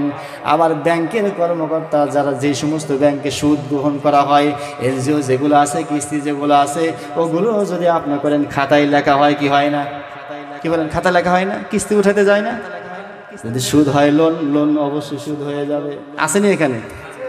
হাই হাই রে, ও আজকে আমগর দিকে গেল নাকি এবার? ইন্না লিল্লাহ। সামনেবেলা দাওয়াত পাবো না মনে হয় নাকি? লাভ নাই, হক কথা বলতে হবে নাকি? বলে আমি একটা আগে তেলাওয়াত করেছি, ওয়াইজা তুলিয়াত আলাইহিম আয়াতুহু যাদাতহুম ঈমানা। যারা ঈমানদার তাদের সামনে যত কঠিন কথাই বলুক, কোরআনে যত কঠিন হুকুম থাকুক, বললে তারা মন খারাপ করবে না, বরং তাদের ঈমান আরো বৃদ্ধি পাবে, শক্ত হবে জীবনে। আর সুদ খাবো। আর যদি ঈমান দুর্বল থাকে, হুজুরকে দাওয়াত করে নিয়ে আসলাম আমরা, হুজুর আমগুর বিরুদ্ধে কয়, সামনে আর হুজুরের দাওয়াত দেব না। এটা কাদের কথা? ঈমানদার না মুনাফিকের কথা। কথা বলেন ঠিক কিনা? তাহলে আল্লাহ তাআলা বলেন, যারা ঈমানদার, পাক্কা ঈমানদার, তাদের সামনে কোরআনের যত বিধান চলুক, যত কঠিন কথাই হোক, ওরা কখনো মন খারাপ, বরং তারা হিম্মত করে, ঠিক আছে আগে যা করেছি সামনে আর করবো না। বাবাজি, এনজিওতে যারা চাকরি করেন, মেহেরবানি করে ছেড়ে দেন। রিজিকের মালিক কে? আল্লাহ। আপনি যতদিন চাকরি করবেন, যতদিন খাতায় লিখবেন, লোনের ব্যাপারে যতদিন লিখবেন, আপনার আমলনামায় গুনাহ হবেই। কি গুনাহ? সর্বনিম্ন গুনাহ কি? আপনারা ফতোয়া দেন এবার, সর্বনিম্ন গুনাহ কি? আর সর্বোচ্চ গুনাহ আল্লাহর সাথে যুদ্ধ করা। এখন যদি সব মনে করেন তাহলে চাকরি করেন, যদি সব মনে না করেন তাহলে ছেড়ে দিন। আমার আওয়াজ এইটুকু, এখানেই শেষ নাকি? এবার আসেন আমরা মূল আলোচনায় চলে যাব। তখন আল্লাহ রাব্বুল আলামিন বলেন, বান্দা যখন আমি আল্লাহ রাব্বুল আলামিনের পক্ষে যখন চলে আসবে, আমি আল্লাহ রাব্বুল আলামিনের জন্য জীবন বিলীন করে দিবে। ওই সময় আমি আল্লাহ তাআলা আমার ওই সমস্ত বান্দাদের জন্য জান্নাত বাজেট করে দেব। সুবহানাল্লাহ বলেন। ইসলামের জন্য জীবন দেওয়া দরকার আছে না নাই? কার কার আছে একটু হাত তুলে দেখাই। সবাই হাত তুলে নাই, হাত নামান। জজবাই মনে হয় নাই, তাকবীর হবে একবার, লিল্লাহি তাকবীর। আবার আল্লাহ রাব্বুল আলামিন বলেন, যে সমস্ত বান্দারা ইসলামের জন্য জীবন দিবে, জীবন বিলীন করে দিবে, আমি আল্লাহ রাব্বুল আলামিন ওই সমস্ত বান্দার জন্য জান্নাত বাজেট করে রাখলাম। জোরে বলেন সুবহানাল্লাহ। দেখেন ঈমান কাকে বলে? ঈমান যদি থাকে তাহলে পচা শামুকেও কি হবে? পাও কাটবে, মানে জান্নাতে যেতে পারবে। আর যদি আপনার ঈমান না থাকে, ছুরি দিয়ে সারাদিন যদি পোজ দাও তারপরে কাটবে না, অন্তরটা ভাঙবে না, গুনাহ থেকে সরে যাবে না। এবার আসুন একজন মহিলার কথা বলবো, যে মহিলাটা কি ঈমান কেমন ছিল। আপনারা সবাই কম বেশি জানেন, মা বোনেরা ভালো করে শুনে রাখেন। আল্লাহর নবী বিশ্ব নবী বলেন, যেই সমস্ত মানুষের ভিতরে গীবত, হিংসা, সমালোচনা, পরনিন্দা থাকবে, ওই সমস্ত বান্দা বান্দি আমি নবী তাদেরকে সুপারিশ করব না। নাউজুবিল্লাহ বলেন। আজকে তো গীবতের কোনো শেষ নাই। মসজিদে 5 ওয়াক্ত নামাজ পড়ে, মাগরিবের নামাজ পড়ে চাষটালে যায় আমরা ইমাম সাহেবের নামে বদনাম করি কি করি না? ভালো মানুষের নামে আমরা বদনাম করি, সমালোচনা করি। আর 2-3 জন মা বোন যদি এক জায়গায় হই তাহলে তো কোনো কথাই নাই। মা বোনেরা রাগ করতেছে, হুজুর কিনা আম করি ফেলে। ভালো করে শুনে রাখেন মা বোনেরা, 2-3 জন যখন এক জায়গায় হয়, শয়তান সেই জায়গায় থেকে মাঝখান থেকে চাবি মেরে দেয়। এবারে গীবত করো, সমালোচনা করো। আমার আল্লাহ রাব্বুল আলামিন বলেন, তোমরা যখন গীবত করো, সমালোচনা করো, অন্যের দোষ নিয়ে যখন তোমরা চর্চা করো, তখন আমি আল্লাহ তাআলা তোমার জিন্দেগির তামাম আমলগুলো বরবাদ করে দেই। নাউজুবিল্লাহ বলেন। আর যে ব্যক্তির গীবত করতেছো, ওই ব্যক্তির আমল নামায় তোমার নেকিগুলোতে ট্রান্সফার করে দেওয়া হয়। তার আমল নামায় যে গুনাহ আছে, সেই গুনাহগুলো তোমার আমল নামায় দেওয়া হয়। নাউজুবিল্লাহ বলেন।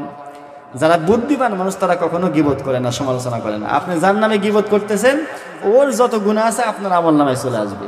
আর আপনার যত আমল আছে সব ওই গীবত যার করতেছেন তার আমল নামায় চলে যাবে। তাহলে আমল করে লাভ হলো কি আপনার? তাহলে এবার আমাদের বুঝতে হবে, গীবত করা যাবে না, সমালোচনা করা যাবে না।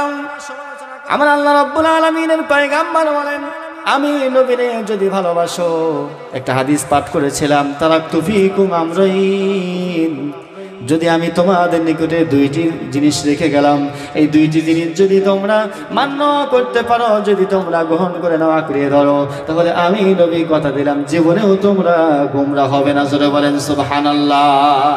আমি আল্লাহ তোমাদেরকে জান্নাত পর্যন্ত নেওয়ার দায়িত্ব নিয়ে নিলাম। 1 নাম্বার হলো কোরআন, 2 নাম্বার হলো আমি নবীর সুন্নাহ, আমি নবীর ভালোবাসা। জোরে বলেন সুবহানাল্লাহ। নবীর ভালোবাসা কেমন, কোরআনের মহব্বত কেমন, ইসলামের মহব্বত কেমন, আল্লাহর ভালোবাসা কেমন। একজন মহিলা স্বামী কাফের, শুধু কাফের বলেই ক্ষান্ত নয়, বরং সেই জামানার পুরো দেশের একজন প্রেসিডেন্ট, ফেরাউনের নাম তো শুনছেন আপনারা। এই ফেরাউনের স্ত্রী আসিয়া কিন্তু সাধারণ মানুষ ছিল। নামাজ কালাম পড়তে পারতো না, তখন ইসলামের বিধান তো তার কাছে ছিল না। কিন্তু বুঝতে পেরেছে, আমার স্বামী যে নিজেকে খোদা দাবি করে, আমার স্বামী নিজেকে খোদা দাবি করে, এটা তো খোদা নয়, বরং আসল খোদা হলো মুসার খোদা। আসল খোদা হলো আমার আল্লাহ। আমার আল্লাহকে মানতে হবে, আমার স্বামীর অনুগত্য ছেড়ে দিতে হবে। কথা বলেন ঠিক কিনা? যখন স্বামীরে এবার খোদা মানা বাদ দিয়ে দিল, এবার ফেরাউন জানতে পারলো আসিয়া আমারে খোদা হিসেবে মানে না। এবার রাত্রেবেলা ফেরাউন আসিয়ার কাছে বলতেছে, কি ব্যাপার বিবি, এত ভালোবাসলাম তোমার, এত মহব্বত করলাম, এত মহব্বত করার কারণে আজকে তুমি আমারে খোদা হিসেবে মানতে পারলা না, বিষয়টা তো ভালো লাগলো না, তুমি আমারে খোদা হিসেবে মানো। এবারে আসিয়া বলতেছেন, প্রাণের স্বামী, তোমার স্বামী হিসেবে ভালোবাসি, স্বামী হিসেবে মহব্বত করি, স্বামী হিসেবে মহব্বত যদি না করা হয় তাহলে তো আল্লাহ মাফ করবে। ও আমার মা বোনেরা ভালো করে শুনে রাখেন, আজকে তো আমরা শুধু স্বামীকে কষ্ট দেই, স্বামীর সাথে আমরা ভালো ব্যবহার করতে পারি না, স্বামী যদি আপনার ব্যবহারে যদি কোনো রকমের কষ্ট পায়, মনে রাখবেন আপনার জন্য জান্নাত হারাম হয়ে যাবে। জোরে বলেন নাউজুবিল্লাহ। আমার নবী বিশ্ব নবী বলেন, কোনো স্বামী যদি তার স্ত্রীর প্রতি ভালোবাসা থাকে, স্ত্রীর প্রতি ভালো ব্যবহার থাকে, স্ত্রীকে ভালো খবর দেয়, ওই স্ত্রী যখন দুনিয়ার জমিন থেকে বিদায় হয়ে যাবে, স্বামী যদি বলে আহারে আমার স্ত্রী ভালো ছিল, অনেক ভালো একজন স্ত্রী ছিল, তাহলে আমার আল্লাহর নবী বলেন ওই স্ত্রী বিনা হিসাবে জান্নাতে চলে যাবে। সুবহানাল্লাহ বলেন। মা বোনেরা শুনে রাখেন, তাহলে স্বামীর এই কথাটা শোনার জন্য স্বামীর সাথে ঝগড়া করা দরকার নাকি বলেন? স্বামী চাকরি করে যখন আসে, স্বামী আসার সাথে সাথে বাজারে নাই, এটা নাই সেটা নাই, এটা করতে হবে সেটা করতে হবে, কত পেরেশান। একটু স্বামীর ভালোবাসার স্নেহ দেয় না, স্বামীর আদর যত্ন করি না। মনে রাখবেন আপনার ব্যবহার কথার কারণে যদি স্বামী কষ্ট পেয়ে যায়, আমার নবী লানত দিয়েছেন। আমার নবী বিশ্ব নবী বলেন, জাহান্নামের ভিতরে অধিকাংশ নারীদেরকে আমি দেখেছি, যেই সমস্ত নারীগুলো তারা স্বামীর সম্মান করে না, স্বামীর ভালোবাসে না, স্বামীর ভালোবাসা যেই স্ত্রীর ভিতরে থাকবে না, আমি নবী তাদেরকে কখনোই জান্নাতে নেব না। নাউজুবিল্লাহ বলেন। স্বামী স্ত্রীকে যেরকম ভালোবাসে, স্ত্রীর সামনে সেরকম ভালোবাসা থাকতে হবে। এখন স্ত্রী শুধু স্বামীরে ভালোবাসলো, কিন্তু স্বামী স্ত্রীরে ভালোবাসলো না, তাহলে কি হবে? এটাও হাদিস আছে, কোনো স্ত্রী যদি বলে আমার স্বামী অনেক ভালো ছিল, আমার স্বামী অনেক ভালো ছিল, আমার হক সঠিকভাবে আদায় করেছে, যদি এই কথা বলে, আমার নবী বিশ্ব নবী বলেন হাসরের মাঠে আমি নবী ওই সমস্ত স্বামীদেরকেও জান্নাতে নিয়ে যাব। আর যদি স্ত্রী বলে আমার স্বামী আমার উপরে জুলুম করেছে, আমার সঠিকভাবে হক দেয় নাই, তাহলে আপনি মনে রাখেন আপনি কখনো জান্নাতে যেতে পারবেন। তাহলে আবার আসুন, আল্লাহর নবী বিশ্ব নবীর কথা আমরা বুঝলাম, স্বামীর খেদমত করতে হবে, স্ত্রীকে ভালোবাসতে হবে। এবার আল্লাহর ভালোবাসা কতটুকু করতে হবে? আসিয়ার কথা বলতেছিলাম, আসে এবার ফেরাউনকে বলতেছে, ফেরাউন প্রাণের স্বামী, তোমারে স্বামী হিসেবে ভালোবাসি, কিন্তু যদি তুমি আল্লাহকে ভালোবাসো আমি তোমারে ভালোবাসি, আর যদি আল্লাহরে না ভালোবাসো আমি তোমারে কখনোই ভালোবাসবো না। আমি এক আল্লাহর গোলামি করব, আল্লাহকে রব হিসেবে মানব, আমি তোমার রব হিসেবে মানি না, আমি রব হিসেবে মানি শুধু আমার আল্লাহ, আমার আল্লাহর জন্য জীবন দিয়ে দেব। ফেরাউন এবার বলল, হাই হাই, বলে কি আমার ঘরের বউ তো আমারে মানে না, আমার ঘরের বউ আমারে মানে না, আমারে তো রব হিসেবে মানে না, গোটা মানুষগুলো আমার রব হিসেবে মানে, কিন্তু আমার বউ আমারে আর সম্মান করে না, খবরদার, অবস্থা তো ভালো হবে না। ফেরাউন এবার ঘোষণা করে দিল, এই কে আছো? উজিরকে বলতেছে, উজির খবর দিয়ে দাও, কালকে সকাল 10টার সময় বিচার হবে, আমার স্ত্রীর বিচার হবে। কার বিচার? ফেরাউন বলতেছে আমার স্ত্রীর বিচার হবে, ঘোষণা করে দাও। ঢাকঢোল বাজাইয়া এবারে এলান করা হলো, তোমরা কি শুনছুনি, আমাদের খোদা, আমাদের প্রভুর বউ, খোদার আবার বউ থাকে, আছে না নাই? এক এক খোদার কত রকমের বউ, হাই রে বউ এক এক জায়গায় এক এক লিঙ্গ পরে থাকে, যার কারণে বলে ওই জায়গা আমাদের ছিল, ওই লিঙ্গ পরে আছে। বুঝতেছেন কথা? ইঙ্গিত মেরে দিলাম, সরাসরি তো বলা যায় না। আমার মুসলমান ভাইরা, ফেরাউনের স্ত্রী এবার বলতেছেন, আমি যদি জীবন দিতে হয় আল্লাহর জন্য দেব, জীবন যদি দিতে হয় আল্লাহর জন্য দেব, কিন্তু তোর মতো বেঈমানের কাছে আমার জীবন কখনো বিলীন করব না।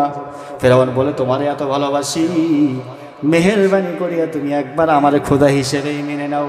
একবার কেন, বারংবার বলি, আমার জীবন থাকতে তোমারে আমি খোদা হিসেবে মানব না। ফেরাউনের মাথা আরো গরম হয়ে গেল। এবার সকালবেলা যখন বিছানা উপস্থাপন করা হবে, পুরা শহরের মানুষগুলো চলে গিয়েছে, সবাই ঐক্যবদ্ধ হয়ে দাঁড়িয়ে আছে। এতদিন আমরা বিচার দেখলাম অন্য মানুষের, কিন্তু এখন আমরা বিচারে দেখব আমাদের খোদার বইয়ের। বুঝতে পারছি কথা? আমাদের খোদার বইয়ের বিচার দেখবো, দেখি কি বিচার হয়। এবার সব মানুষ দাঁড়িয়ে আছে, লোকে লোকারণ, ছোট বড় ধনী গরিব পুরুষ মহিলা সবাই দাঁড়িয়ে আছে। আসিয়াকে বলতেছেন, আসিয়া রে, তোমার সাথে আমার একটা সম্পর্ক ছিল, ভালোবাসার বন্ধন ছিল, এবার তোমারে বলবো তুমি আমি ফেরাউনকে রব হিসাবে মেনে নাও। আসিয়া বলতেছে, জীবন চলে যাবি কিন্তু আমি তোমারে কখনোই রব হিসাবে মেনে নেব না। এই কথা বলার পরে গোটা সমাজের মানুষ, ওই শহরের মানুষগুলো যখন দেখলো কি ব্যাপার, ফেরাউনের বউ ফেরাউনরে মানে না, তাহলে আমরা কিভাবে মানি? একটা কথা আছে, আল্লাহ যখন ধরলে কিন্তু ছাড়ে না, এটা আমাদের বুঝতে হবে না, কি বলেন? ওই জমরটা বাজার কারণে, মজবাটা করার কারণে আরো আল্লাহ প্রেমিকটা প্রকাশ হয়ে গেল। ফেরাউনের স্ত্রী যখন বলল তোমারে মানি না, এবার ফেরাউনের স্ত্রীকে বিভিন্ন কায়দায় শাস্তি দেওয়া শুরু করলো। কিতাবের ভিতরে লেখা আছে, ফেরাউন এবার ঘোষণা করে দিল, আমার স্ত্রীর কাপড়গুলো খুলে উলঙ্গ করে দাও। জোরে বলেন নাউজুবিল্লাহ। সব মানুষগুলো তাকায় আছে, ফেরাউনের স্ত্রীর কথা বলল, কাপড়টা খুলে উলঙ্গ করে দাও। আমার মুসলমান ভাইয়েরা, এই কথা বলার পরে আসিয়া এবার বলতেছেন, মালিক তোমার ধর্ম গ্রহণ করার কারণে, তোমার রব হিসেবে মানার কারণে বেঈমানগুলো আমার লজ্জাস্থানগুলো, আমার ইজ্জতটা আবরুটা খুলে ফেলতেছে, তুমি আমার রহম করো। আমার আল্লাহ রব্বুল আলামিন আসমান থেকে জান্নাতি পোশাক নিয়ে আমার আসিয়াকে সুন্দরভাবে পরায় দিয়েছে। কাফের বেঈমানগুলো আসিয়ার লজ্জাস্থানগুলো দেখতে পায় না। জোরে বলেন সুবহানাল্লাহ। সংক্ষেপে বলে যাচ্ছি, লম্বা ইতিহাস শেষ করে দেব। আসিয়া এবার বলতেছি, জীবন চলে যাবে তারপরেও আমি আসিয়া ঈমান হারাবো। দেখেন তাদের ঈমান কেমন স্পিড, কেমন পাওয়ার। এই কায়দায় কাজ হলো না। ফেরাউন এবার বলতেছে, উজির এইভাবে হবে না, লোহার চিরুনি আছে, লোহার চিরুনি দিয়া আসিয়ার পিঠের চামড়া গুলো টান মেরে খুলে নিয়ে আসো। আসিয়ার পিঠের চামড়া যখন টান মেরে খোলা হলো, পিঠের চামড়াগুলো টান মেরে খোলার সাথে সাথে আসিয়া এবার চিৎকার দিয়ে বলতেছেন, মালিক আমি আসিয়া তোমার জন্য জীবন বিলীন করে দিলাম, তোমার জন্য আসিয়া আমার জীবনটা বিলীন করে দিলাম। আমার উপরে এত জুলুম, এত নির্যাতন চালাচ্ছি, রব্বুল আলামিন তুমি আমারে রহম করো, তুমি আমারে হেফাজত করো। কিতাবে লেখা আছে, আসিয়ার চামড়াগুলো টেনে ছিঁড়ে ফেলা হচ্ছে, রক্ত দিয়ে প্রবাহমান হয়ে যাচ্ছে। তারপরেও আসিয়া ঈমান বদলাচ্ছে না। ফেরাউন বলে, আসিয়া রে এখনো সময় আছে, তুমি আমি ফেরাউনের রব হিসেবে মান, যদি না মানো আমি কিন্তু তোমার জীবনটা আজকে এখানে শেষ করে দেব। আসিয়া বলে, আমার জীবন যাবে যাবে, তবু আমি আল্লাহর কালিমা ছাড়ব না। সুবহানাল্লাহ বলেন। এই কায়দায় হলো না, আসিয়ারে ভয় দেখানো গেল না। এবার আসিয়ারে এবার মরুভূমির প্রান্তে শোয়ানো হলো। কিতাবে লেখা আছে, আসিয়ার হাতের ভিতরে প্যারাক ডাবানো হয়েছে, বাম হাতের ভিতরে প্যারাক ডাবানো হয়েছে, বাঁ পায়ের ভিতরে প্যারাক ডাবানো হয়েছে, ডান পায়ের ভিতরে প্যারাক ডাবানো হয়েছে। প্যারাক ডাবানোর পরে জমিনের ভিতরে দুই হাত দুই পা চারদিকে এভাবে আটকে রয়েছে। আসিয়া শুধু চোখের পানি ফালায় আল্লাহ আল্লাহ বলতে থাকে। এক পর্যায়ে ফেরাউন এবার প্যারাক নিয়ে আসিয়ার কপালের ভিতরে বিঁধবে আর বলতেছে, আসিয়ার এখনো সময় আছে, তুই আমি ফেরাউনকে রব হিসাবে মেনে নে। আসিয়া বলতেছে, আমার জীবন চলে যাবে, আমার জীবন চলে যাবে, কিন্তু আমি আমার আল্লাহকে ছাড়তে পারবো না। সুবহানাল্লাহ বলে। এক পর্যায়ে আসিয়ার কপালের ভিতরে প্যারাক ঢুকাবে বাবা। প্যারাক ঢুকানোর মাত্র আসিয়া দুনিয়ার জমিন থেকে বিদায় হয়ে যাবে। আসিয়া এবার আল্লাহ রাব্বুল আলামিনের কাছে ফরিয়াদ জানাই, মালিক আমি আসিয়া তোমার দিনের জন্য, তোমার জন্য আমার জীবনটা বিলীন করে দিচ্ছি, তোমার জন্য আমার জীবনটা বিলীন করে দিচ্ছি। মালিক সব ভুলে গিয়েছি, স্বামীকে ভুলে গিয়েছি, আরাম আয়েশ ভুলে গিয়েছি, আমি তোমার প্রতি বার এনেছি রব্বুল আলামিন। আমি কিছুই চাই না, আমি শুধু জান্নাতের ভিতরে একটা ঘর চাই। জোরে বলেন সুবহানাল্লাহ। আমার আল্লাহ তাআলা আসিয়ার দোয়াটা কুরআনুল কারীমের ভিতরে স্পষ্টভাবে বলে দিয়েছেন, ওয়াদারাবাল্লাহু মাসালাল লিল্লাযীনা আমানু ইমরাতা ফিরআউন। জোরে বলেন আল্লাহু আকবার, আর জোরে বলেন আল্লাহু আকবার। আসিয়ার যখন বিভিন্ন কায়দায় আঘাত করা হলো, আসিয়া বলতেছেন, রব্বি বিনিলি ইনদাকা বাইতান ফিল জান্নাহ, ইয়া রাব্বুল আলামিন, কিছুই চাই না, জান্নাতের ভিতরে আমি আসিয়া শুধু একবার থাকার জায়গায় চাই, তোমার জান্নাতটা আমারে দাও। আমার আল্লাহ রাব্বুল আলামিন বললেন, আসিয়া রে, তুই আমারে ভালোবেসেছস, আমি আল্লাহর জন্য জীবন বিলীন করে দিয়েছস। আমি আসিয়া, আমি আল্লাহ তোরে কথা দিলাম, তুই আসিয়া রে আমি আল্লাহ কবুল করে নিয়া জান্নাতের ভিতরে তোর জন্য ঘর বাজেট করে দিয়ে দিলাম। তাহলে আল্লাহর জন্য যদি জীবন দিতে পারেন, আল্লাহ তাআলা আপনার জন্য জান্নাতের ভিতরে বালাখানা বানাবেন। আল্লাহর জন্য যদি আপনি সব করতে পারেন, আল্লাহ তাআলা আপনাকে ভালোবাসবেন। আমি আপনাদের সামনে বলেছিলাম মুমিনদের গুনাহ বলে কয়টি ভুলে গেছেন? ইমানদারদের গুনাহ বলে কয়টি? হাই হাই ওয়াস যাওয়ার আগে বন্ধ হয়ে যাবে। 5টি। কয়টি? ইমানদারদের গুনাহ বলি 5টি। 1 নাম্বার হলো আল্লাহর প্রতি ভালোবাসা। আল্লাহর জিকির যখন হবে অন্তরে কম্পন হয়ে যাবে, আল্লাহর বিধান যখন আসবে অন্তরে কম্পন হবে, গুনাহ যখন করবে অন্তরে কম্পন হবে, খারাপ কাজ যখন করবে অন্তরে কম্পন হবে, সুদ যখন খাবে অন্তরে কম্পন হবে, চুরি যখন করবে অন্তরে কম্পন হবে, রাস্তার বাজারের টাকা যখন খাবে অন্তরে কম্পন করবে, ইতিমের হক যখন মেরে খাবে অন্তরে কম্পন করবে, মানুষের সাথে যখন খারাপ ব্যবহার করবে অন্তরে কম্পন করবে, মানুষের সাথে যখন জুলুম নির্যাতন করবে আপনার অন্তরে কম্পন করবে। সব কিছু করার পরে আপনার অন্তর যদি কেঁপে ওঠে, যদি অন্তরটা কেঁপে ওঠে, যদি আপনি খারাপ কাজগুলো ছেড়ে দেন, তাহলে বোঝা যাবে আপনি পাক্কা ইমানদার। কথা বলেন ঠিক কিনা? আর যদি ছেড়ে না দেন, করার পরেও যদি সিনা টান করে যদি গুনাহ করতে থাকেন, তাহলে বোঝা যাবে আপনি ইমানদার নামক মুনাফিক। কথা বলেন ঠিক কিনা? মুনাফিকদের আল্লাহ তাআলা চরম শাস্তি দিয়ে দিবেন। হাসরের মাঠে মুনাফিকদের কোনো অবস্থায় থাকবে না, জান্নাত পাবে না। 1 নম্বর হলো আল্লাহর ভয় করতে হবে, এবং আল্লাহ তাআলা বলেন তাদের সামনে যখন কোরআনের বিধান করা হবে, কোরআনের বিধান চালু করা হবে, কোরআন পড়া হবে, তখন তাদের ঈমানটা বৃদ্ধি পাবে। এবং 3 নাম্বার হলো সদা সর্বদা সর্ব অবস্থায় তারা আল্লাহর উপরে তাওয়াক্কুল করবে।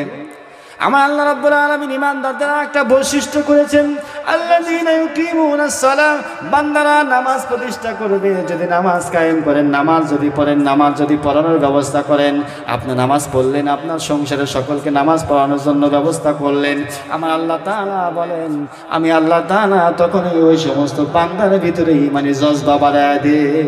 সুবহানাল্লাহ বলেন।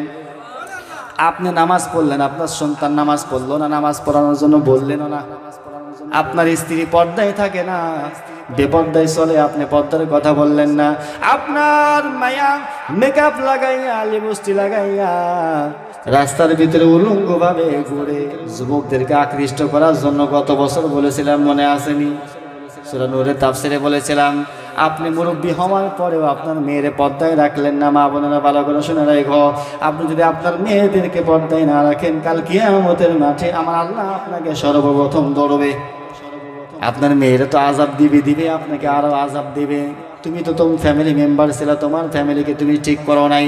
আমার আল্লাহ রাব্বুল আলামিন বলেন নামাজ প্রতিষ্ঠা করতে হবে। নামাজ যদি প্রতিষ্ঠা করো, তাহলে বোঝা যাবে তোমার ভিতরে ঈমান আছে। ঈমান যদি থাকে, আমি আল্লাহ তাআলা তোমার জন্য জান্নাত বাজেট করে দিয়ে দেব। 5 নাম্বার হলো বান্দারা, আমি তোমার কাছে যে ধন সম্পদ দিয়েছি, যে মাল দিয়েছি, এই মালগুলো আমি আল্লাহর রাস্তায় কিছু খরচ করতে হবে। কথা বলেন ঠিক কিনা? তাহলে ইমানদারদের গুণ 5টার মধ্যে 5 নাম্বার হলো, যদি বান্দারা জানমাল আমি আল্লাহর রাস্তায় খরচ করে, তাহলে আমি আল্লাহ তাআলা তাদেরকে ইমানদারের সার্টিফিকেট দিয়ে দেব। এখন সব কিছুই করলাম, 5টা গুণের ভিতরে 4টা গুণই আছে। 5 নাম্বার গুণ আমার